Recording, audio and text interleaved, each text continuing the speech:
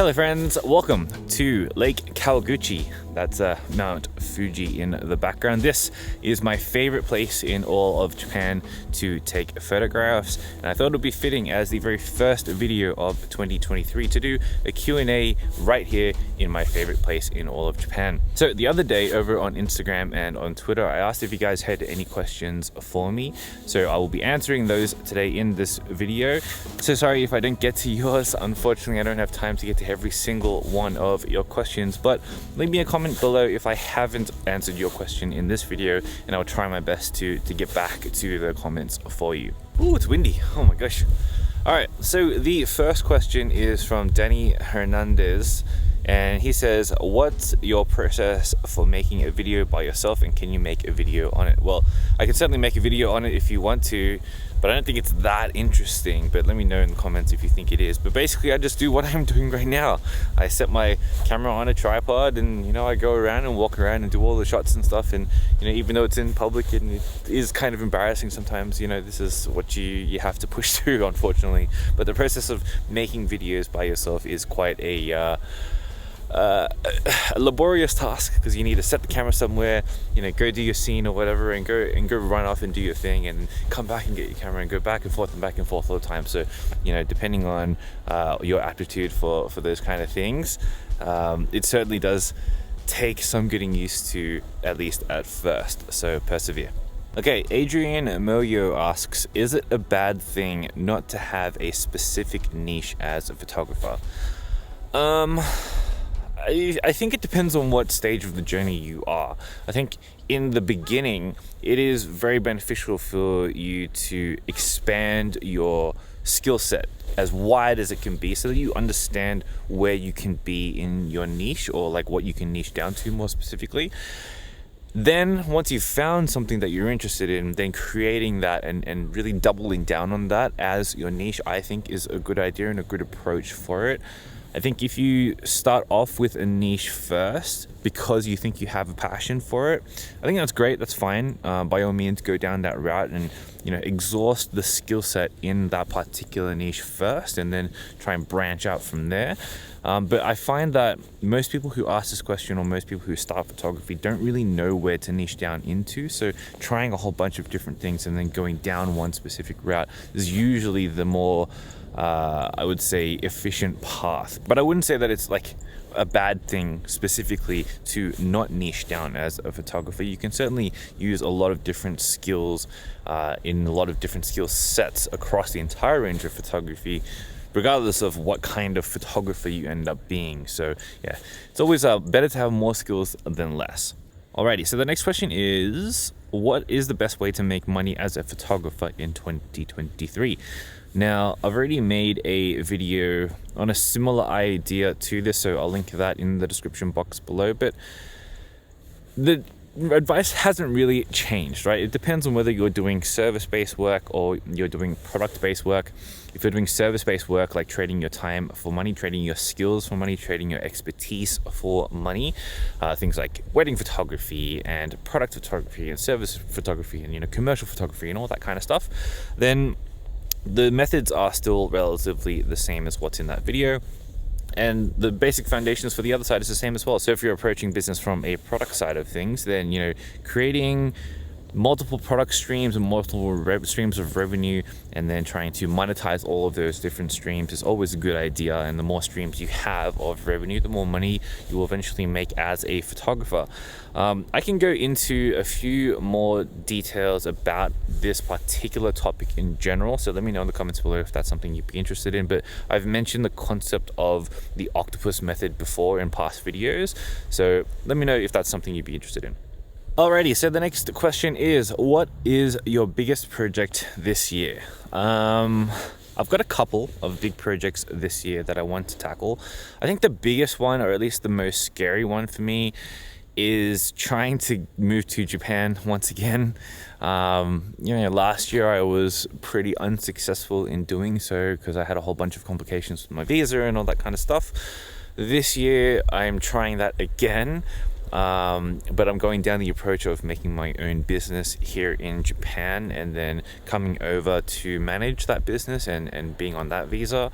And that is, I'm laughing because it's just so painful. It's a huge undertaking. It's very, very expensive, very, very laborious. And it is kind of scary because the outcome is unknown and it's not an outcome that I can control. I can do my best to make sure that I set myself up for as much success as possible, but ultimately my success lies in the hands of someone else, and that to me is pretty scary. But aside from that, I am actually going to be changing things up in terms of I guess like focus and direction with my work this year. I've been thinking a lot about the direction that I want to take in what's happening with social media and business as a whole in this industry, and I want to change things up. So there's going to be a couple of things that are a bit different. I don't want to say anything just yet, but it does have to do with where I spend my time and how I decide to conceptualize and narrow down and focus on the things that I'm focusing on this year. One of those big things though, and I might as well just announce this now, is that I'm going to be scaling back all of my like membership and subscription endeavors, things like my Patreon and memberships on this channel and stuff like that. And instead, I'm actually going to be creating a newsletter, and the newsletter is going to be something about the creative process. It might even be called The Creative Process as a newsletter for free, and it'll be a like once a week kind of thing where I give you kind of actionable or thought-provoking insights that you might find interesting on all sorts of different topics of creativity. And so that's what I'll be building that's new this year. I'm excited about it. This is going to be something that's a little bit different to what I normally do, but it is me going back to writing. I have always been quite fond of writing, and it's always been one of those things that I feel is a skill that is just so undervalued in today's world.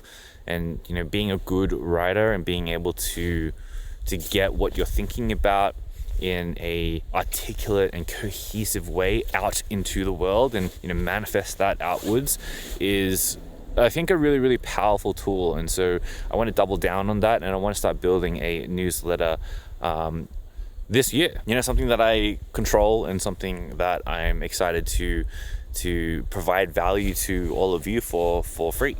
So yeah, look out for that. I will definitely do all the announcements and all that kind of stuff when it's ready, but I think maybe around February-ish this year it should be good to go, or even later on this month, I'm not sure. It's getting cold and it's getting dark. It's like 0 degrees right now. All right, let's blast through these, eh? So the next question is, what are your set plans for 2023? So aside from the things that I just mentioned and the big projects that I have for this year coming, right now the plan is that in February, well, let's start with right now. January, I'll still be here in Japan. February, I'm doing a commercial gig in Antarctica. And then March, April and May for now, I'm still in Japan, and then from there I just kind of don't really know what I'm doing or where I'm going, and just kind of winging it really. But aside from that, trying to get my visa and that kind of stuff sorted in Japan so that I can start living in Japan is my biggest priority, and that is kind of the set goal for now, which is kind of scary for me because I am the kind of person who really likes to have very solid goals that I can control. And yeah, again, like I just mentioned, having outcomes and having success measures that are outside of my own control is kind of scary to me. But that's cool. That's life. That's what happens, and I just have to roll with the punches.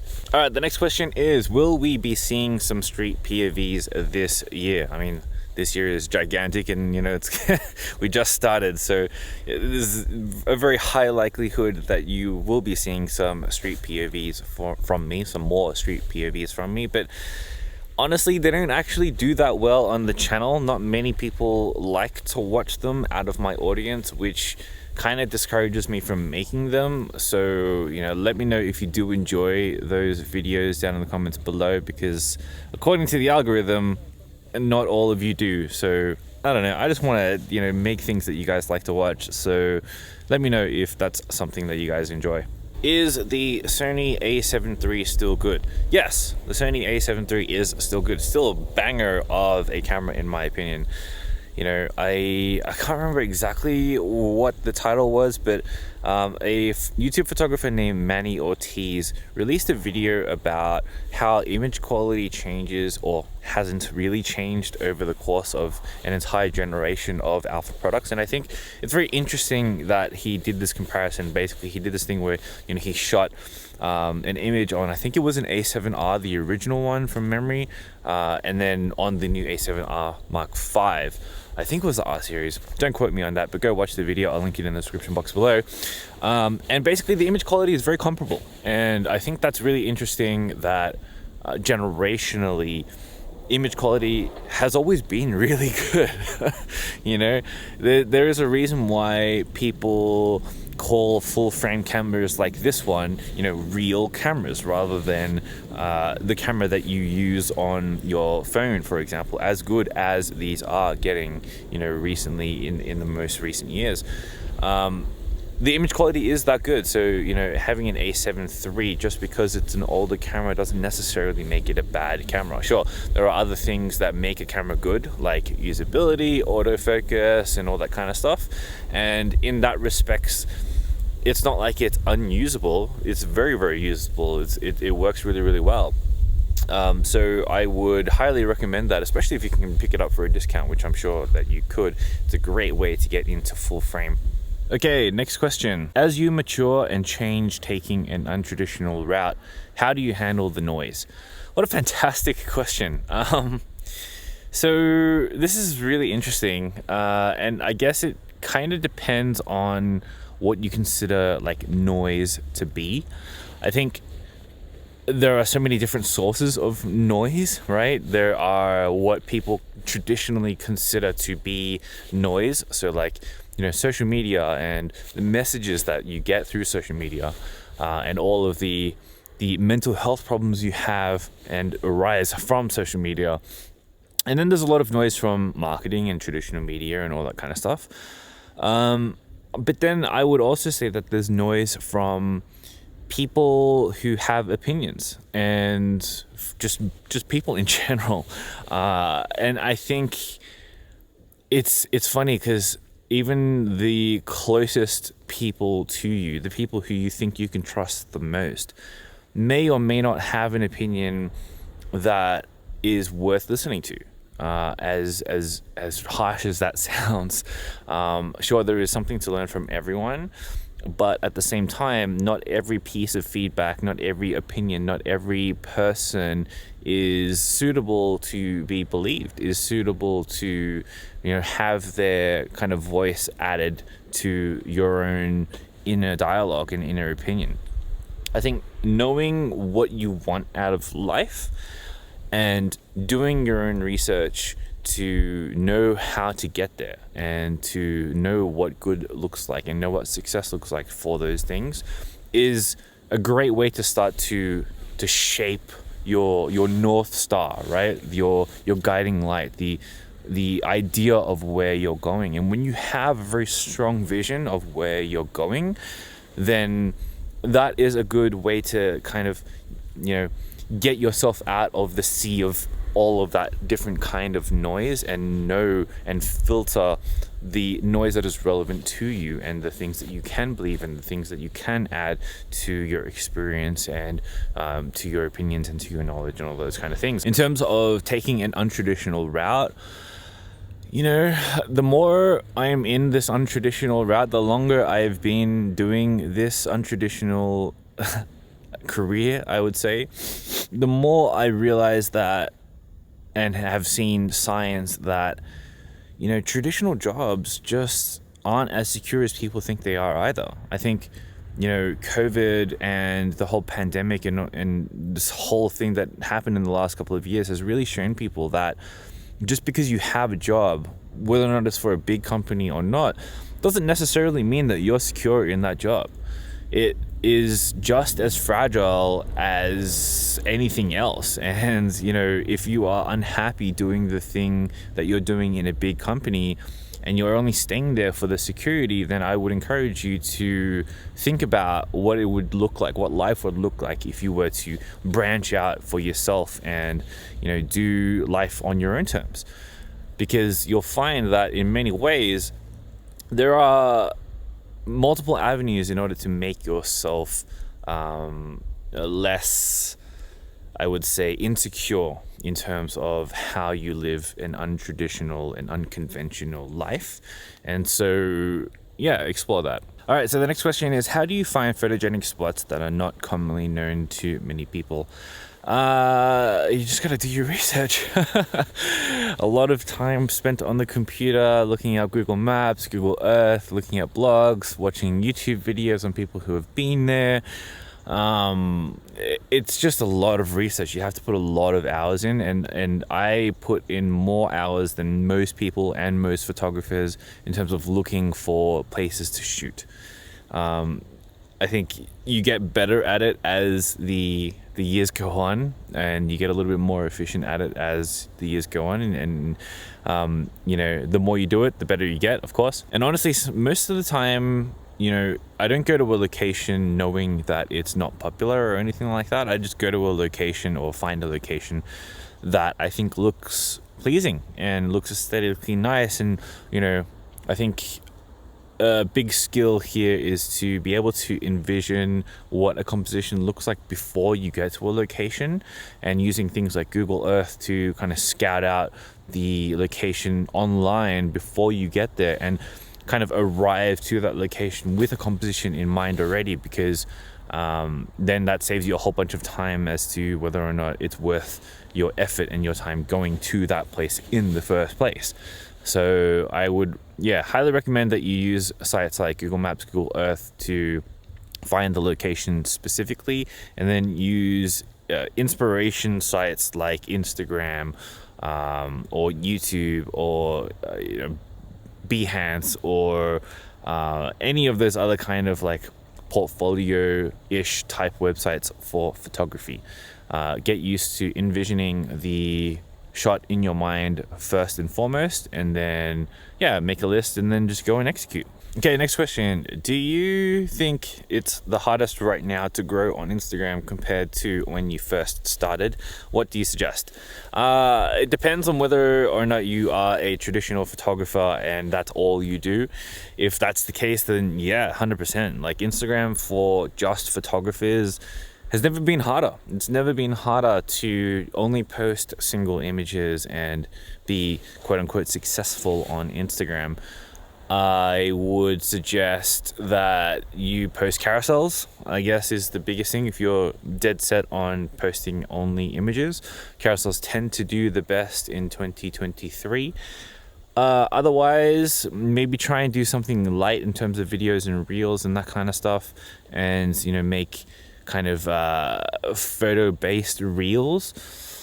But aside from that, I can't really give you that much other advice on Instagram, unfortunately, because I am not focusing on that heavily and haven't been for quite some time, just because I know it's that hard for photography. So I'm just kind of posting there casually and not really taking Instagram too seriously right now, and taking other platforms more seriously instead. So, for me, YouTube is my tied number one priority this year, this and the aforementioned newsletter as well. Those two things for me are my big two things and big two focuses this year, and Instagram is very far off down the line in terms of priority, unfortunately, which kind of sucks, right? Because I love Instagram. Well, I used to love Instagram. It used to be my favorite platform. I started here. I attribute a lot of the life that I have now to a lot of the friends that I've made here, a lot of the success that I've had on the platform and all that kind of stuff. And it's kind of sad that I have to turn my back on this app now because it's turned its back on photographers, but it is what it is. Good luck. All right, next question. When you go on vacation, how do you balance enjoying the moment / sightseeing and photography? I think for me, photography is a part of experiencing and enjoying the moment.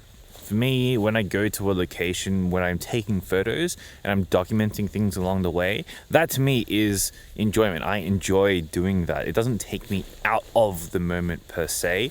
And I think on the contrary, it rather enhances my experience of that place because it makes me focus on the things that are important in that moment and allows me to then, kind of snapshot, because you're taking a photograph, snapshot a moment in time and have that be a memory that's more easily accessible to me. What I am struggling with though recently is doing both video and photography at the same time, whether that is, doing stuff like this, just talking to camera, or doing vlog style stuff, which I've been doing a lot recently, and taking photos at the same time. I find that very difficult. I find that I can't enjoy the moment like I can with just photography, and I don't know what to do about it yet. I'm still trying to work my way through that and try and find something that strikes a little bit better of a balance, but I'm not there yet. I gotta stop putting gloves on because it is so damn cold. Whew. Sun has gone down. Sun went down quite some time ago, so I'm like really bumping my ISO for this one. All right, next question, very pertinent to what I just mentioned about putting gloves on. Any tips for shooting in the cold? Well, get yourself a good pair of gloves. They don't have to be thick, warm, fleece lined or anything fancy like that. Just one single layer as close to the skin as you can get to increase your dexterity is the best case kind of scenario. Even one small layer like this it helps tremendously. Seriously, it is really, really useful as a photographer because your hands are always out and moving and that kind of stuff. So making sure that you protect them well is always a good idea. Another good thing would be to keep your torso warm at all times if you can, because your torso will then warm all the rest of your extremities and all that kind of stuff. And I would say just in general, just try and keep as warm as you can. Wear some padded boots, get anything that you can fleece lined, wear thermals if you need to in extreme cold situations and that kind of stuff. Oh, it is 5 o'clock. In Japan, bells ring when it's 5 o'clock. And yeah, anything you can do to increase your experience in that way, because the more comfortable you are out on the field, the more likely you'll be staying out in the field as well, and potentially the more images you'll end up making as well. All right, next question is, when and how did you know this is your style, and what makes a style? Well, I did a video on what style is quite some time ago, so I'll leave that link in the description box below as well. But I would say in terms of my own style, I wouldn't say that there was a singular point where I was like, okay, this is my style, right? Like I mentioned in the video, style is a reflection of you as you are in this moment in time. And the more kind of phases as a photographer that you go through, the more you'll start to realize that you lean towards certain categories or aesthetics or, themes in your work. And then that becomes your style, and people start to see your images and being like, that's a Pat K shot for sure, right? After they've seen those types of images and those common threads over and over and over again. That's how you start to create a style. But go and watch that video because I explain it a lot better in that video. All right, it's getting super, super cold here and it's getting quite late. So I think I'm only gonna do a couple more and then we'll wrap things up here. But this one is a deep one. And this question is, what keeps you going? What keeps you inspired, motivated, and consistent? Oh man, this is a tricky one for me. I think it's trickier now than it's ever been for me, because personally I've seen what I define to be quite a lot of success in the things that I'm pursuing.